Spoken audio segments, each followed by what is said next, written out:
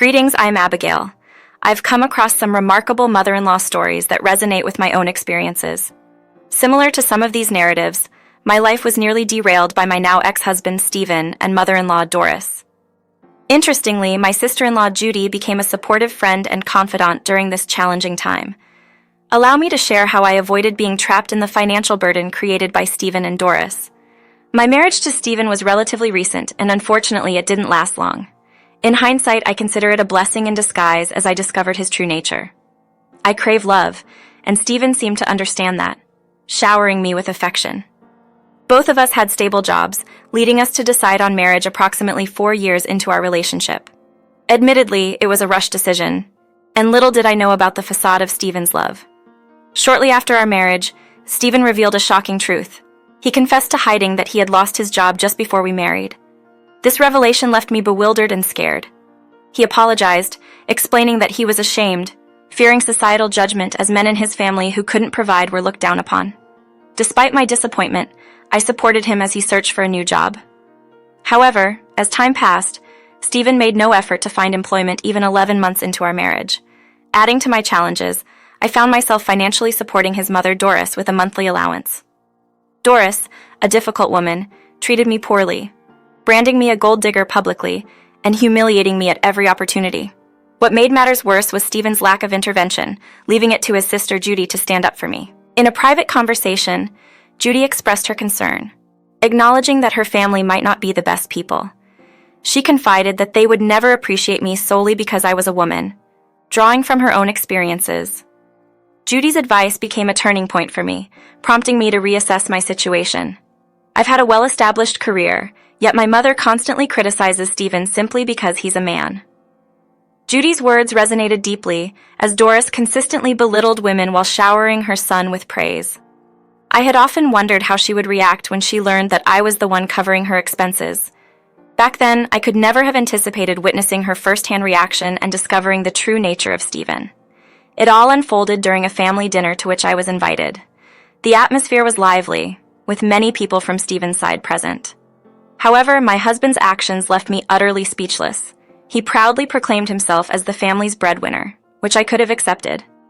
Unfortunately, he didn't stop there. Instead, he proceeded to mock and fabricate lies about me, highlighting how I earned very little and made him cover my so-called luxuries. The room echoed with laughter as he painted me as a gold digger. Doris seized the opportunity to affirm her long-standing disdain for me, declaring that she had always been right about my alleged freeloading tendencies. Steven continued his disparaging remarks, expressing gratitude that his hard work allowed him to support me, despite his inclination towards charitable endeavors. He insinuated that I couldn't manage my expenses, and that without him, I would be destitute. According to him, I deserved homelessness for my supposed laziness. Hearing these words from Steven and Doris left me stunned. While I had always known about Doris's animosity, Steven's betrayal was a profound shock. I couldn't fathom that he would fabricate such lies, not only falsely claiming to be the breadwinner, but also endorsing harmful stereotypes about me. However, he didn't stop mocking me. I was on the verge of tears due to the pain. Judy intervened, deciding to halt the conversation. She asserted, "You four are being unnecessarily cruel to Abigail. She's a great person and a hard-working woman. She doesn't deserve your horrible words. You should apologize to her." Unmoved, Steven and Doris questioned the need for an apology, insisting they were merely speaking the truth.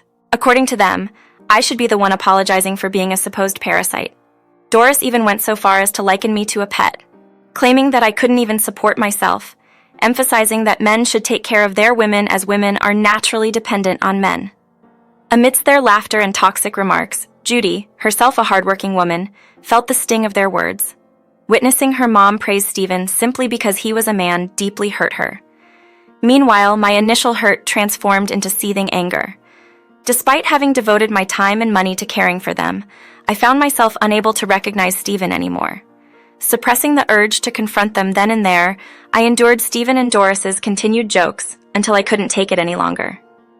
Feigning a headache, I had to excuse myself from the family dinner prematurely, much to Steven's apparent disappointment.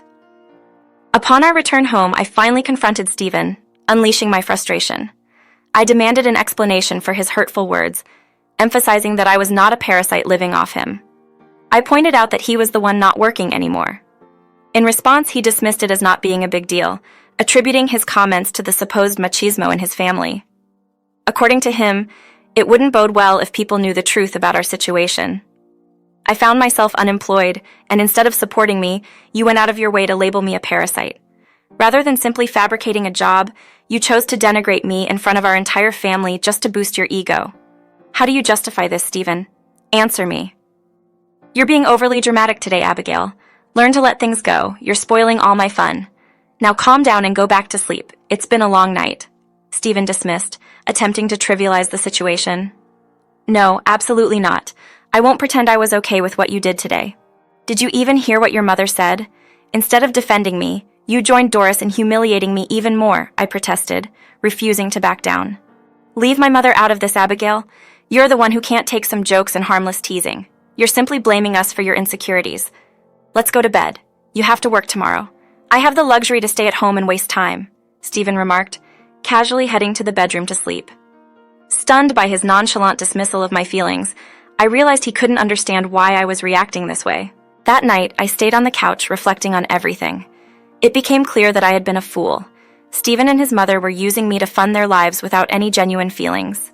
Steven's attitude further revealed that Steven was using me, and our marriage had become financially abusive. I knew I needed to get out. The next day, Steven acted as if nothing had happened, conveniently forgetting his insulting remarks. When I tried to discuss it again, he repeatedly shut me down. Frustrated, I realized it was time to make a decision. Before doing anything, I reached out to Judy, expressing gratitude for being the only one who stood up for me, even if it was a feeble attempt. Steven and Mom can be quite ruthless when they decide to act, and it was certainly inappropriate for Steven to manipulate you in that manner, just because he's perceived as the breadwinner. About that, Judy, Steven has been deceiving everyone. He hasn't been the breadwinner for the past 5 months, having left his job, a fact he hasn't disclosed to anyone. Surprisingly, even Mom is unaware of this. Doris had no clue that her son wasn't providing her allowance. It was me giving her the money. Steven wouldn't compromise his macho image, not even with his mother, so he's been dishonest with her too. I can't fathom dealing with these people, and for you, Judy, it must be incredibly challenging. I've reached my limit as the ATM for Steven and Doris. I've come to realize that Steven married me solely for financial gain, knowing I craved love and would comply with his wishes. Thankfully, I uncovered his true motives before wasting more years on him. Judy, I've had enough and am planning to take action.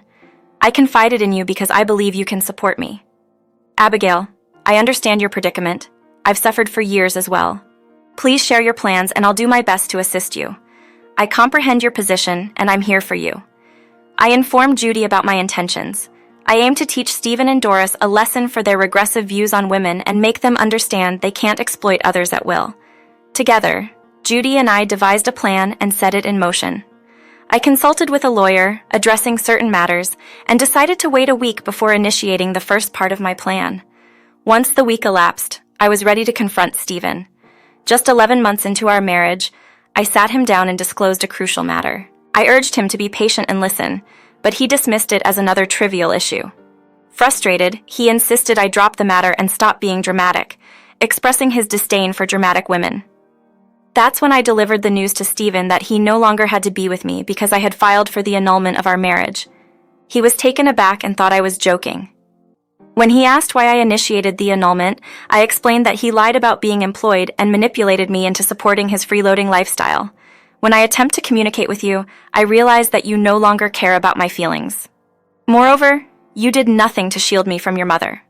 Abigail, those were not just minor inconveniences, they were significant betrayals. However, Steven, we don't need to pursue an annulment solely based on that.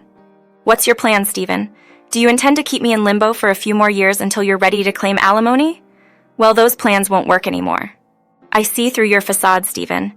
You used me to support both your life and your mother's, giving me nothing but insults and shame in return.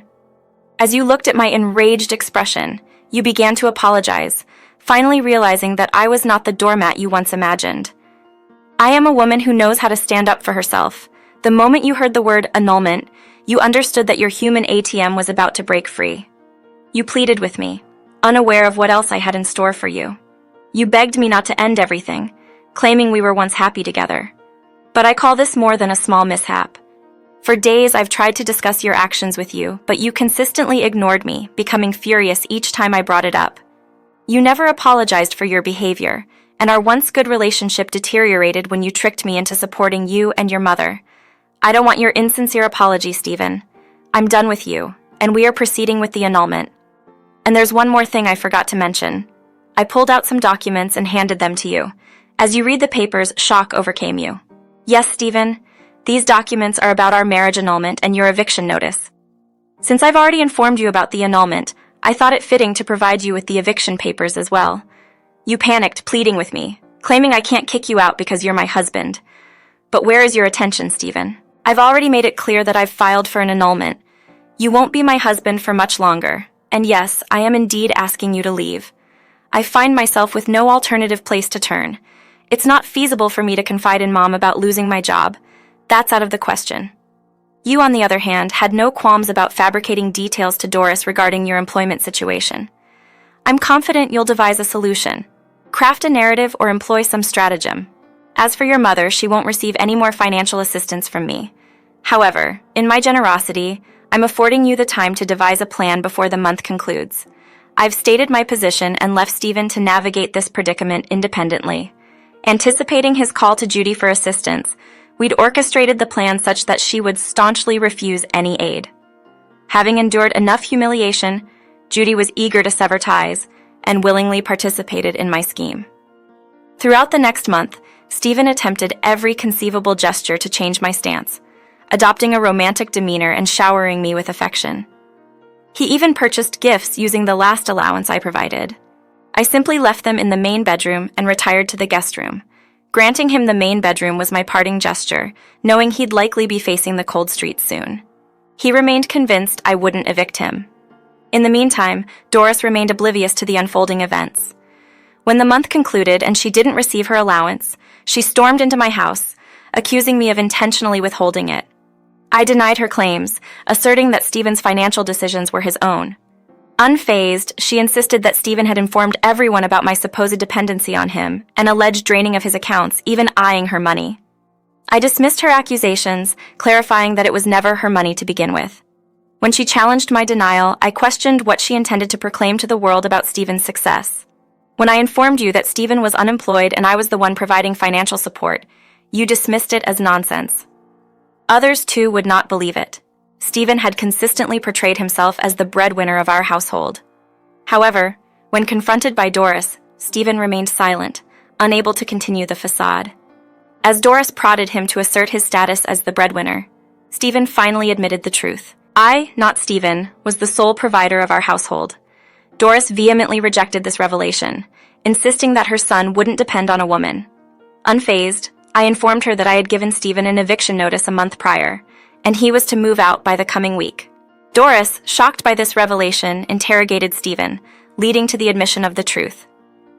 Realizing her dependency on me, Doris pleaded with me not to leave Steven and to continue covering their expenses. I laughed at their pleas, reminding Doris of her disdain for me just a month ago. Over the next week, both Steven and Doris continued their relentless appeals, apologizing and begging me to reconsider. However, I stood firm. When the week elapsed, I ordered Steven to leave my property, threatening police involvement if he resisted. He departed with his belongings, moving in with Doris. Judy informed me of their attempts to seek money from her, which she adamantly refused. I blocked their numbers and instructed Steven to communicate through a lawyer. Our separation proceeded smoothly, as Steven lacked the financial means to contest it in court. Eventually, I heard that they were being evicted from Doris's apartment due to months of unpaid rent. Cut off from Judy's support, they resorted to couch surfing at relatives' places, facing uncertain prospects. Meanwhile, I focused on rebuilding my life and embracing contentment on my own. I vowed not to fall into anyone's trap again, hopeful that I would find my true soulmate in the future.